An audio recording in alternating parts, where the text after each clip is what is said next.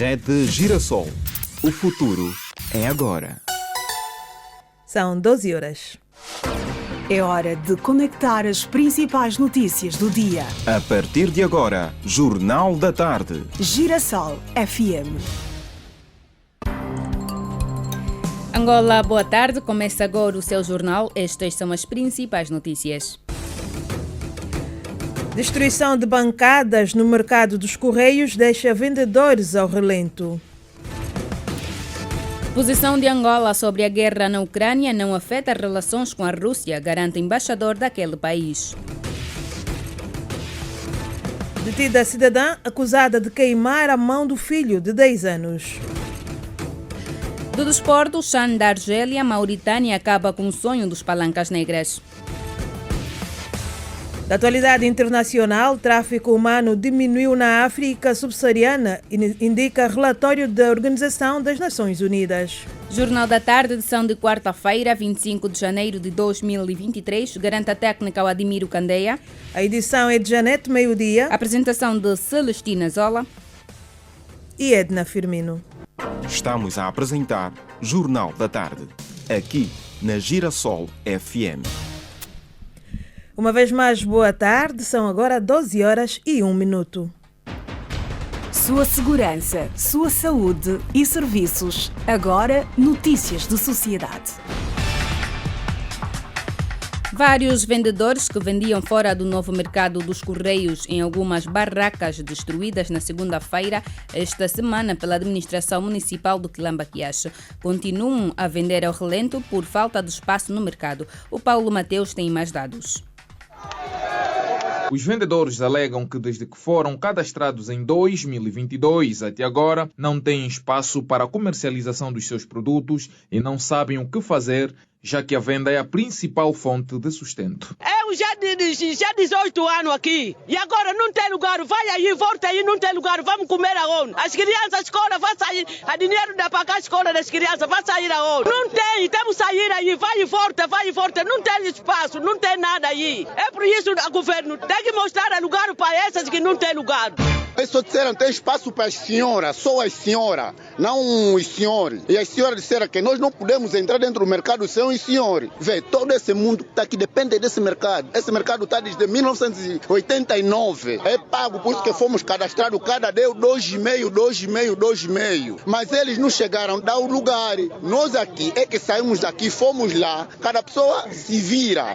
Segunda-feira nós não trabalhamos, ficamos em casa fazendo o trabalho. Agora chega aqui na terça-feira, enquanto todos os trabalhos estragaram, não temos sítio para vender, ninguém está nos dar lugar. Com essa toda fome, não temos dinheiro, não temos nada, estamos passando mal, tem que nos dar lugar para nós começar a vender. Estamos fazendo 3 dias em casa, 4 dias em casa sem comer, com as crianças, a escola precisa, tudo precisa, como é que fica? Há quem vendia no local há 26 anos, sem emprego e espaço dentro do mercado, não sabe o que fazer. Eu não trabalho com 8 filhos que eu tenho, pago a renda de casa, como é que eu vou viver assim? Vou viver como? Vou lá no mato, é para sofrer, para morrer com meus filhos?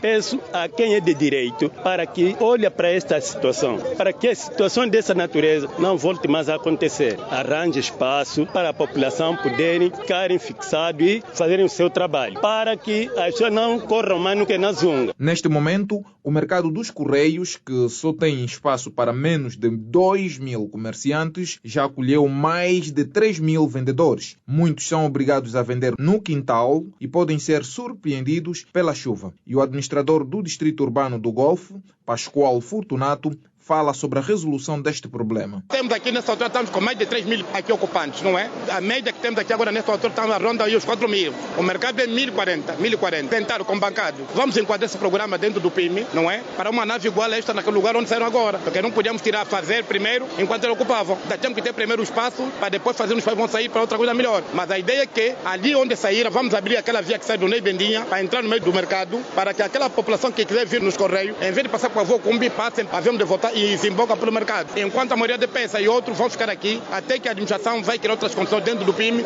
fazer uma outra coisa, uma nave igual a esta para outro lado. O mercado informal destruído surgiu em 1989 e o atual mercado dos Correios foi inaugurado em julho de 2022. O repórter Paulo Mateus com a história dos vendedores no mercado dos Correios. Estas bancadas foram destruídas nesta segunda-feira. A cidade de Luanda cresce constantemente nas estatísticas do censo demográfico e na criação de zonas e fogos habitacionais. Mas um dos obstáculos prende-se com a implementação de políticas de arborização, como afirma o especialista em direito ambiental André Champagne.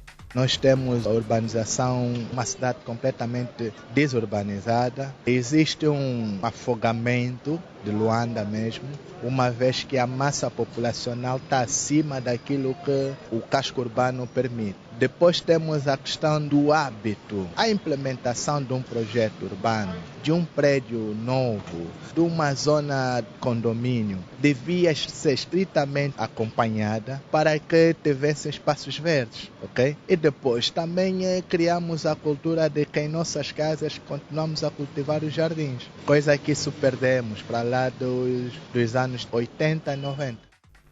O arquiteto Kiesi Kengai afirma que os locais reservados para zonas verdes são destruídos com construção de estabelecimentos. Vê-se que os locais que foram reservados para a implementação de zonas verdes são esses mesmos espaços que estão a ser ocupados para outros serviços. Um dos exemplos, se forem para algumas ruas, vão encontrar espaços que foram reservados para a implementação e colocação de árvores, estão a ser colocados cantinas, bares, ou seja, parece que as pessoas estão mais preocupadas com outros serviços do que propriamente a base da implementação. Então, as políticas começam justamente por ali, ou seja, os elementos que vão fazer a implementação dos projetos devem fazer cumprir com alguma das bases que apresentam nos planos urbanos que vemos por ali em volta ao longo da nossa cidade.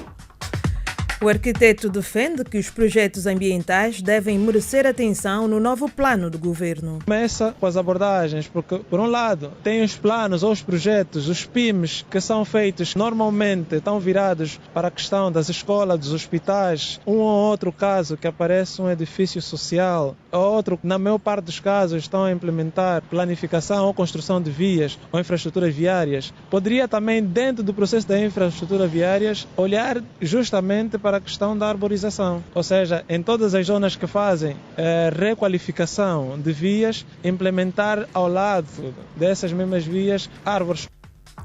Palavras do arquiteto Kiesi Kengai, que falava sobre a implementação de mais projetos ambientais.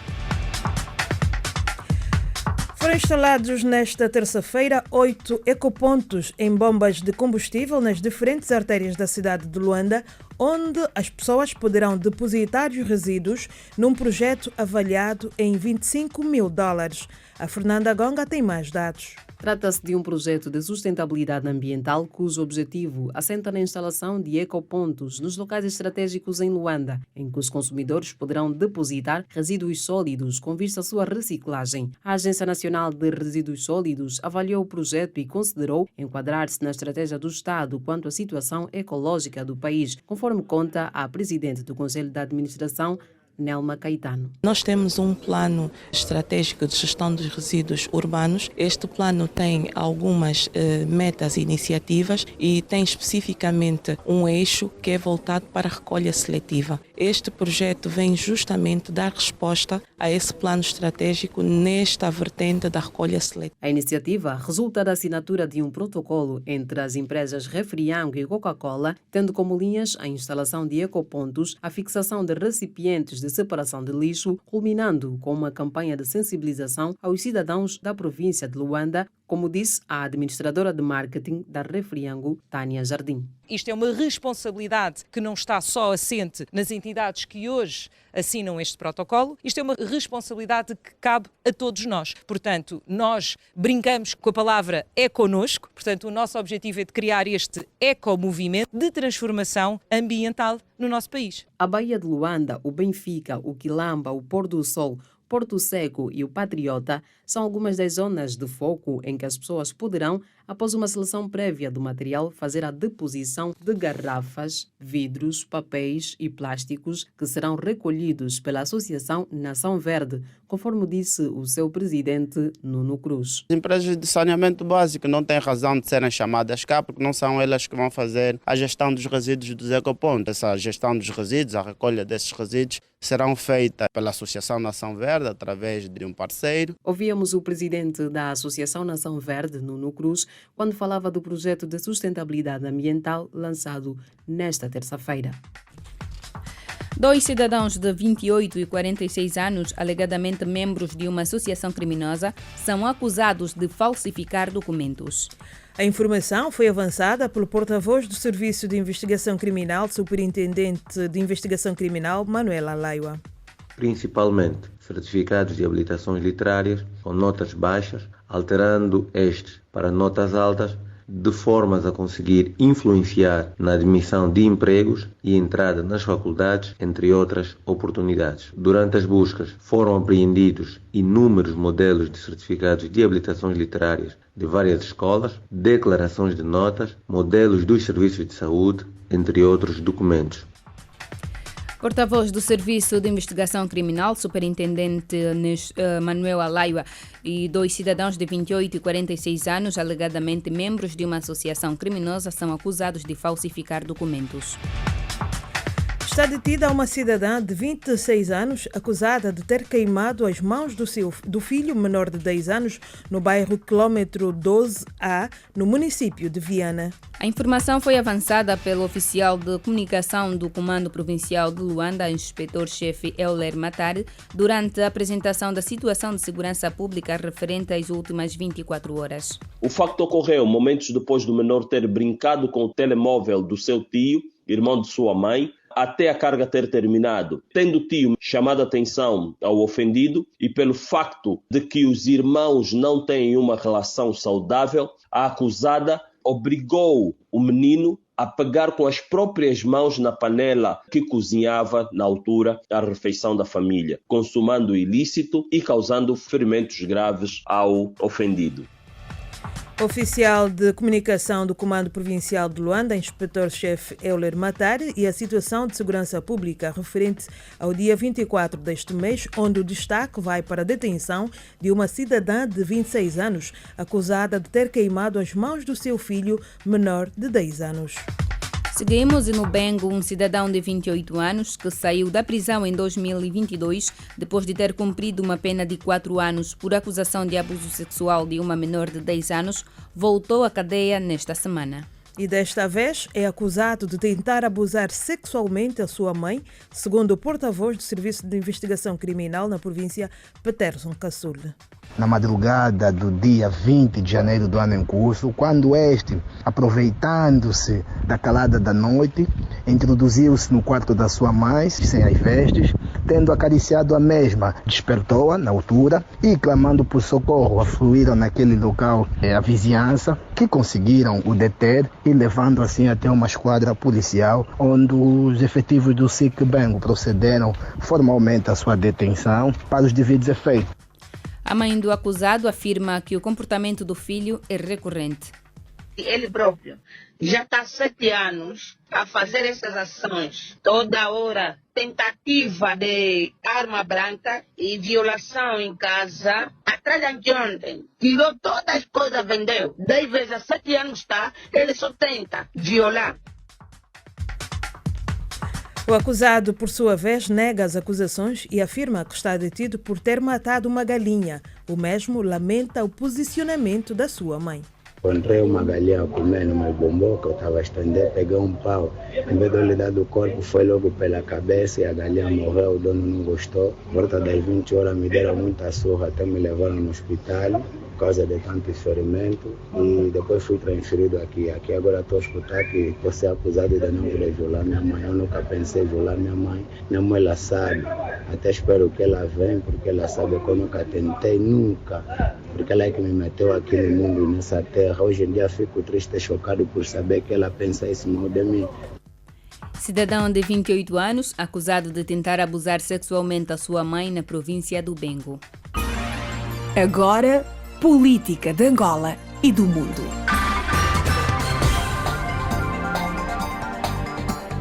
A visita a Angola do ministro dos Negócios Estrangeiros da Rússia, Sergei Lavrov, que está desde ontem na capital angolana, deve servir para o reforço da cooperação entre os dois países em vários domínios. A informação foi avançada nesta manhã pelo ministro das Relações Exteriores, Tete António, durante o encontro que manteve com o chefe da diplomacia russa.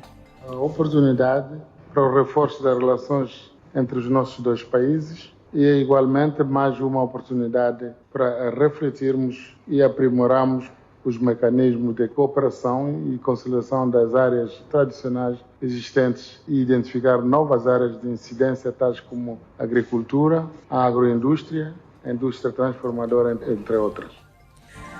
Ministro angolano das Relações Exteriores, Tete António, durante o encontro que manteve na manhã de hoje com Sergei Lavrov, ministro dos Negócios Estrangeiros da Rússia, que está em Angola desde ontem para uma visita oficial de 3 dias. Ainda sobre a visita do Sergei Lavrov, o embaixador da Rússia em Angola, Vladimir Tararov, assegurou que o posicionamento do governo angolano em relação à guerra na Ucrânia em nada afeta as relações entre os dois países, porque Angola é um Estado soberano. Eu posso mesmo confirmar que isso não prejudica a cooperação e mesmo a interligação entre os nossos países, porque cada país tem mesmo a liberdade da sua expressão, a liberdade da soberania para escolher a sua posição e o seu caminho. Mas nós gostaríamos de que esse caminho seja mais próximo para nós. E claro que nós gostaríamos de explicar a nossa posição. Pode ser que exista mesmo desentendimento qualquer por causa daquelas fake news que existem agora em grande escala no mundo.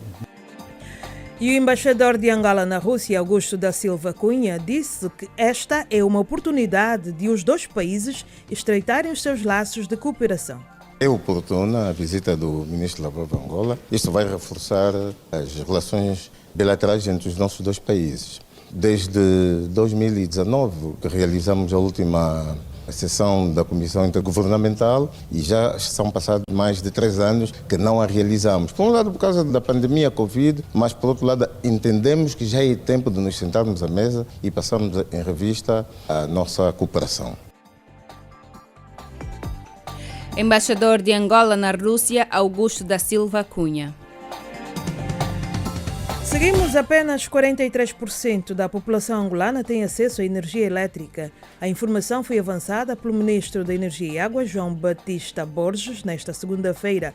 Para inverter o quadro, o governo apresentou o plano de eletrificação para o país.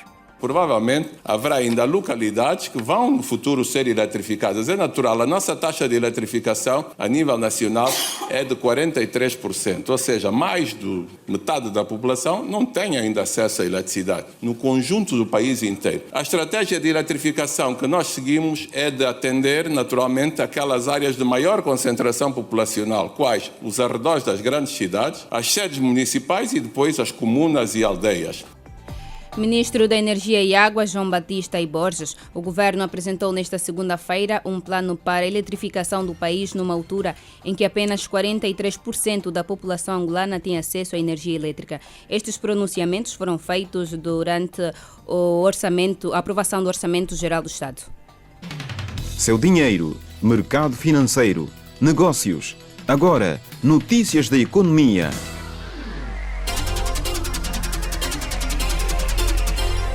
São agora 12h18. Mais de $1.000 milhões é o valor que o Banco Árabe para o Investimento Econômico da África prevê investir em projetos econômicos em Angola, visando alavancar a economia do país. De acordo com o diretor comercial do Fórum de Investimento para Angola, Mohamed Diallo, que falava no final do primeiro Fórum Angolano de Investimento, este montante resulta dos $20.000 milhões disponíveis para projetos similares em África. Na ocasião, o responsável acrescentou que Angola possui um grande potencial econômico e por isso pretende cooperar em várias áreas da economia, mas aguarda por indicadores para investir em áreas-chave. Por seu turno, o presidente do Conselho de Administração da Zona Econômica Especial, Manuel Francisco Pedro, apontou os investimentos em infraestruturas e empréstimos bancários como algumas das soluções para futuros desafios no setor econômico.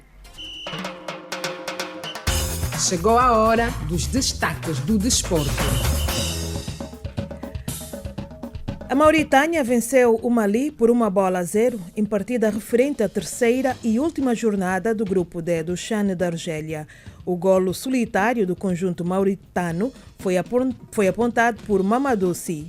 A vitória dos mauritanos acaba com o sonho dos palancas negras de avançarem para os quartos de final do CHAN. O internacional LeBron James alcança novo recorde na última madrugada. Mais desporto daqui a pouco no Grande Jogada.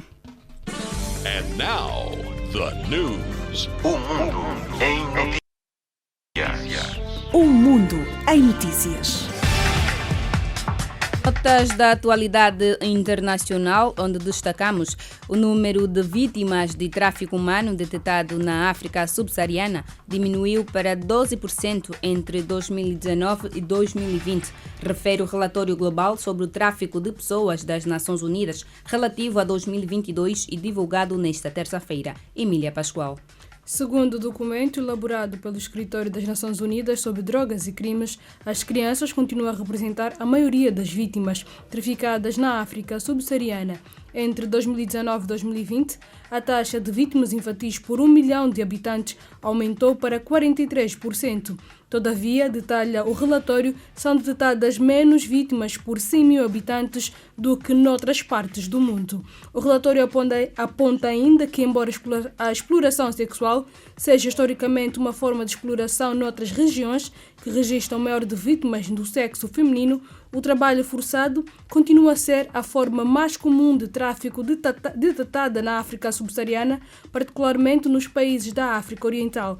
Em comparação com outras regiões de tráfico transfronteiriço, as vítimas da África subsaariana são detectadas num número crescente de países, tanto dentro como fora da região de origem. Segundo o relatório, 85% das vítimas detectadas em 2020 foram traficadas domesticamente e nas situações em que foram detectadas vítimas estrangeiras, a maioria era traficada dentro da região de outros países da África subsaariana, particularmente de países da África Oriental e Austral. Notas da atualidade internacional com a jornalista Emília Pascoal.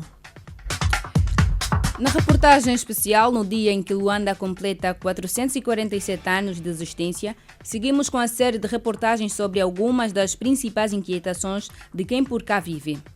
Falamos sobre a saúde e educação. Hoje vamos saber as preocupações dos luandenses sobre o saneamento básico na capital com o Custódio Jacinto. São 447 anos para uma cidade onde moram mais de 9 milhões de habitantes. As últimas chuvas que caíram sobre a capital do país confirmaram as grandes debilidades que Luanda apresenta no domínio de saneamento básico. Em várias zonas da cidade ainda é visível a falta de saneamento. No bairro da Madeira, por exemplo, o lixo e água parada tornaram-se no cartão postal da zona. Antônio Gouveia, o saneamento básico aqui na minha zona é impecável. Conforme vocês vejam, as águas da chuva e o lixo todo aí parado, é triste. Eu sou Antônio Campos. É muito crítico porque nós, enquanto munícipes, não conseguimos entender como é que as administrações não conseguem criar mecanismo para desafogar esse tipo de situações. A situação do lixo é um problema do governo provincial. Não se consegue perceber como é que num local onde tem uma escola não tem contentor. Camões Filas. Olha, esse lixo já está há bastante tempo. Viver no bairro é bom, já tivemos pior. Temos tido algumas dificuldades devido a águas que vêm da parte de cima para baixo, porque aqui é onde escorre a água. A vala que deveria servir de drenagem desta zona parece um canteiro de lixo. Lá cresce todo tipo de plantas. Quem mora entre o bairro da Madeira e da polícia nas imediações da Tourada vive dias sufocantes por causa da chuva, pois água parada em tudo quanto é canto, mesmo depois de terem passado dias desde que choveu. Nos distritos urbanos do Rangel e da Boa Vista, o cenário é o mesmo. Recentemente as ruas foram intervencionadas para dar algum conforto aos moradores, mas de acordo com os residentes, a situação do saneamento ficou ainda pior. Guilherme Barros, esse bairro aqui está péssimo, mano. Só, por exemplo, temos aqui essa lagoa, essas são água, praticamente água do bairro. Hilda Vigário, está muito complicado mesmo, porque não está dando. Porque já estou aqui há 15 anos, não houve esse tipo de problema. Porque veio uma empresa, cavou só no mínimo, a água não passa, a água não vai, só fica mesmo aqui parada. Mas de quem é a responsabilidade de cuidar do lixo na província? Melhor é explicar primeiro que o saneamento básico não é apenas cuidar do lixo. Envolve uma vasta área de serviços como o tratamento de esgotos, sistemas de drenagem, recolha e tratamento do próprio lixo. A responsabilidade de cuidar do saneamento básico em Luanda é do governo da província, através das administrações municipais. Luanda, já foste linda. Luanda já foste linda, mas temos esperança ainda.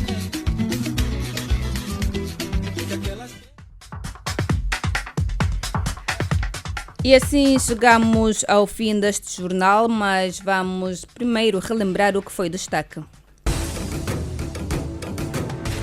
Destruição de bancadas no mercado dos Correios deixa vendedores ao relento.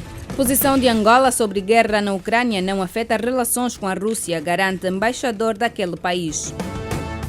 Cidadã detida acusada de queimar a mão do filho de 10 anos.